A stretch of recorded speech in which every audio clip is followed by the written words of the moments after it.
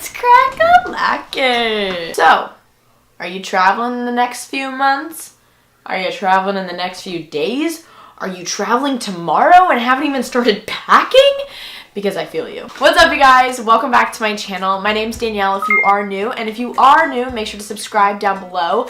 But today I'm going to be talking about 10 ways to make traveling easier. Some of you may be watching this and you might be like, wow, I hate traveling. It's such a hassle going to airport, doing this, doing that. And some of you might be like, oh my gosh, like I'm so excited. Like I'm going on a trip in the next few weeks because I know spring break's coming up. So I wanted to upload this video at a good time that would be most convenient for you guys. Last year in 2016, I forget the number, I counted. I traveled so much and I'm so grateful for that opportunity that I got to travel so much because I love to travel. I love going to the airport. I love getting dressed up. I love getting my food after I go through security and like waiting. I don't know. I like it. I find joy in it. However, there have been some times since I've been traveling a lot more, there's more problems that you encounter because obviously the more you travel, the more bad things happen and the more problem solving you have to do. So I know a lot of you guys are wanderlusty kind of people and you want to travel. So I have written down 10 things. Literally, I wrote this list down while on an airplane after a really bad experience at the airport. So these are genuine things. These aren't things I just looked up. These are things that I've experienced and things that I think will help you in your traveling experience, whether it's before you leave for the airport or on the plane or just different things that have helped me. Hacks, if you will, and I just really wanted to share these with you guys. So comment down below if you found this helpful or if you have any tips for me because I'm going on some trips soon. I'm going to Mexico for spring break. I'm really excited and some other things in the future, so I can always use the tips. Tip number 1 is one of the most important ones and something that I learned recently is very important. Always make sure to check in before you get to the airport. Check in for your flight. Just do it. I have never been one to check in for my flight. I always just like, oh yeah, I booked it. It's fine. I have the confirmation email. The line won't be that long. I'll get to the airport. I'll check in. I'll get my boarding pass. Boom, done. In a perfect world, right? So a lot of the times what I'll do is I'll go to the airport and I'll wait in the line. It's not usually too long, or I'll like use the outdoor area if your terminal like has an outdoor one where you can like curbside baggage check drop off. That always is quicker, but the line's not usually long for me. Now, recently I was traveling home from somewhere and I got to the airport and I was just like, I don't feel like checking in for my flight. I've been doing it recently, but this time I was like, I don't really want to. I get there and the lady tells me, and I just remember I was like, I'm ready to go home. Like I needed to get home because I had school the next day, The lady goes, so we don't have a seat for you on this plane. And I was like, that's really funny because I'm pretty sure I booked a flight on this plane. Like I booked a seat.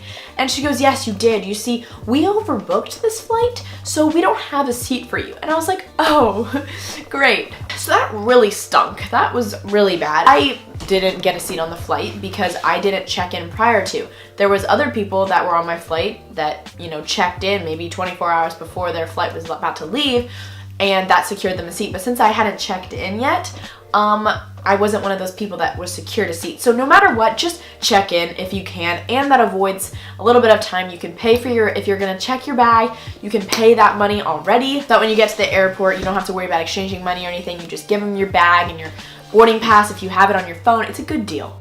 Tip number 2 is something that I just recently got and I'm so happy, is get a global entry pass or at least sign up for TSA pre-check.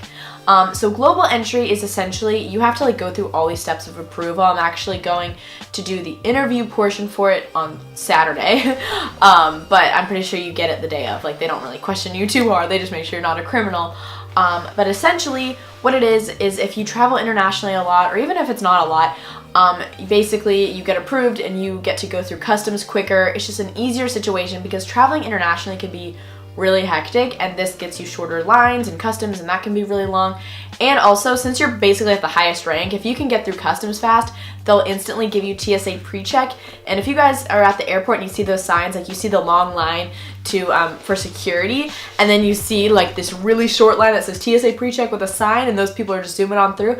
That's what you want. I get TSA pre-checked every now and then. My boarding pass just has it. I don't know if that happens to you guys.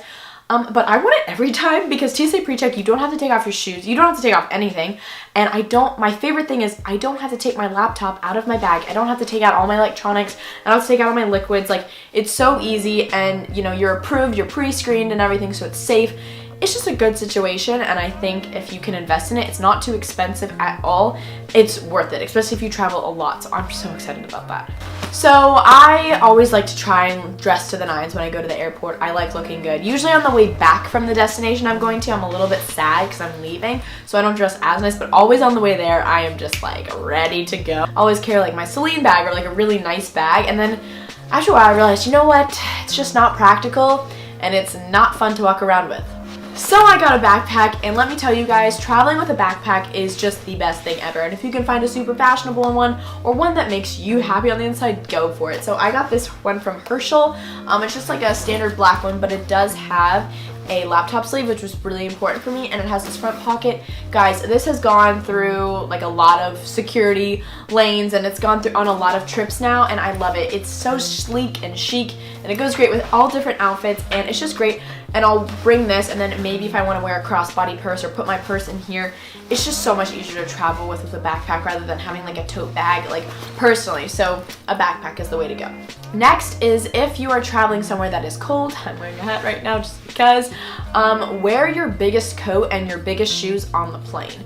Because, well, one, planes are usually very, very cold, and two, this is easier for you to pack. So I always wear my biggest coat, and I'll usually wear my boots on the plane so that it's easier to pack my suitcase. Next is kind of along those same lines, but pack a scarf or a shawl, because I have never been on an airplane that is warm. I've never been on an airplane that I'm like actually like kind of hot or even close to being hot, because they keep it -2 degrees, which is good. Like, I'd rather it be cold than hot. But you always want to be prepared, because especially if you're in like a long plane ride and you're like in the middle seat, or if you're on the window seat or the aisle seat and you're just cold and you just want to cuddle up but you can't because you're in a seat, I just pop that blanket on top of me, or like my blanket scarf or a shawl, and I just feel very warm and cozy.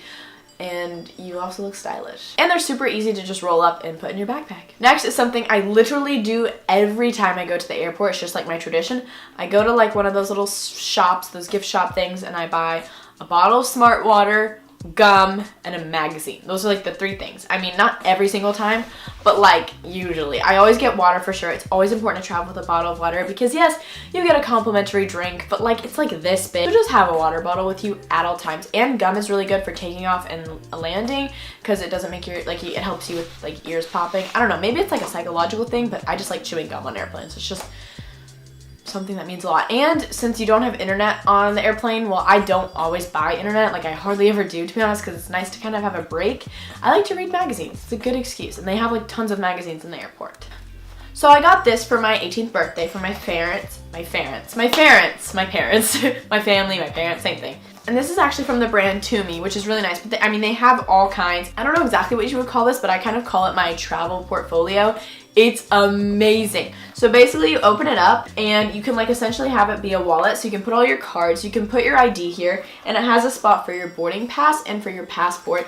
And it has like a zipper pouch for your coins. It's really nice for when you go to security and they ask for your boarding pass and your driver's license or whatever. You can pull it out from the same area, and then let's say you're, you know, buying something at the gift shop or whatever, you just pull out your card. It's just like a nice place to have everything all together rather than like ravaging through your bag like in line. Like, it's just, don't worry about that stress. Just get one of these. Next is something that I also learned from experience.